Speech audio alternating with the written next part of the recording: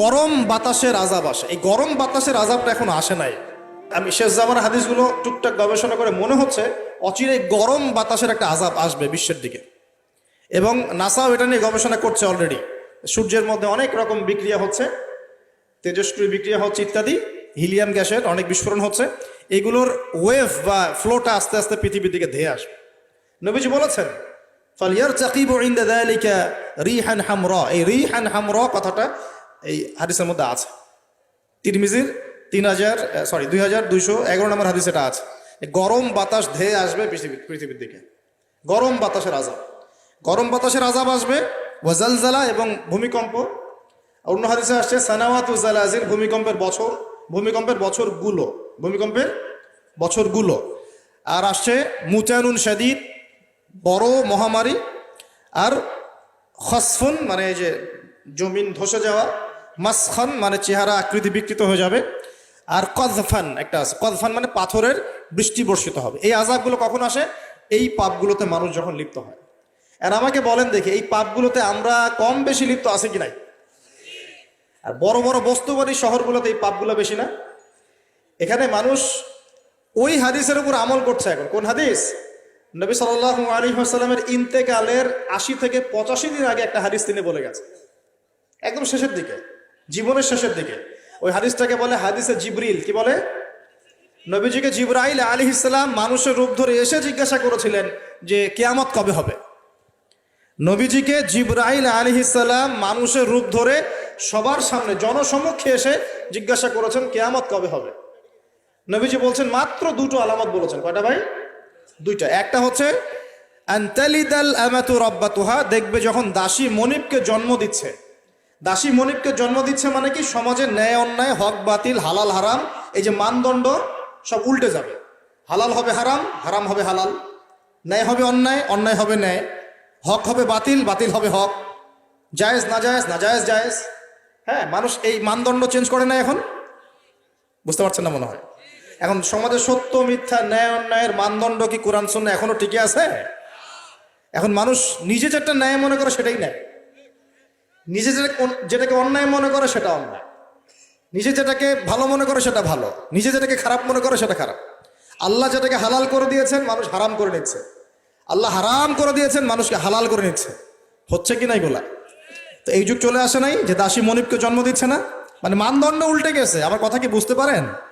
মানদণ্ড উল্টে গেছে। জিনিস ভালো মন্দের, ন্যায় অন্যায়, হক বাতিলের মানদণ্ড উল্টে গেছে। বলেন তো সত্য মিথ্যার মানদণ্ড কি? আমার বুদ্ধি না আল্লাহর ওহী? কোনটা? সত্য মিথ্যা, ন্যায় অন্যায়, হক বাতিলের চূড়ান্ত মানদণ্ড কি? আমার বুদ্ধি নাকি আল্লাহ পাকের কোরআন সুন্নাহ? কোনটা? কিন্তু সমাজে কি সেটাই বাস্তবায়িত আছে 100%? 50%ও কি আছে? তো এই সমস্যাটা কি চলছে কিনা? তার মানে কি আমাদের এই বড় আলামতটা আমরা দেখছি কিনা? দেখছি। গেল দুই নম্বরটা নবী বলছেন ওয়া আনতারাল হুফাতাল উরাতাল আলাতা রিয়া আশাই ইয়াতাতাওয়ালুনা ফিল বুনিয়ান। নবীজি বলছেন যখন দেখা যাবে সমাজের সবচেয়ে দরিদ্র শ্রেণীর মানুষ, স্যান্ডেল কেনার টাকা ছিল না, কাপড় পরার টাকা ছিল না, এই শ্রেণীর মানুষ, রাখাল মানে গরু ছাগল চড়াতো, এই শ্রেণীর মানুষ উঁচু উঁচু অট্টালিকা নির্মাণের প্রতিযোগিতা করবে। ভালো করে বোঝেন, নবীজি বলছেন না যে ধনীরা, সমাজের ধনীরা অট্টালিকা নির্মাণের প্রতিযোগিতা করবে। নবীজি এই কথা বলছেন না হাদিসে। নবীজি বলছেন সবচেয়ে দরিদ্র শ্রেণীর মানুষ, রাখাল শ্রেণীর মানুষ, স্যান্ডেল নাই, গায়ে জামা নাই, এরা উঁচু উঁচু অট্টালিকা নির্মাণের প্রতিযোগিতা করবে। করছে কিনা? কিভাবে সম্ভব এই শ্রেণীর মানুষের অট্টালিকা নির্মাণ না নির্মাণের কম্পিটিশন করা? কিভাবে সম্ভব? 1, সুদের মধ্য দিয়ে; 2, করাপশন দুর্নীতির মধ্য দিয়ে; 3, অন্যের সম্পদ আত্মসাৎ করার মধ্য দিয়ে। এই সমস্যাগুলো চলছে কিনা সমাজে? এরাই যখন 10-20 তলা বিল্ডিং উঠাবে তখন তো আর মানুষকে মানুষই মনে করবে না। বুঝতে পারছেন না মনে হয়? এদের তো কোনো পড়াশোনা নাই, কোনো ব্যক্তিত্ব নাই, কোনো দিনই এলেম নাই, রুচিবোধ নাই, কালচার না, সামাজিক না, এর তো মানে অসামাজিক। এরা যখন, এদের হাতে যখন আপনি সম্পদ চলে যাবে, এরা তো সাধারণ মানুষকে মানুষই মনে করবে না, গরিব মানুষকে কিছুই মনে করবে না, ও মনে করবে আমি সব কিছু।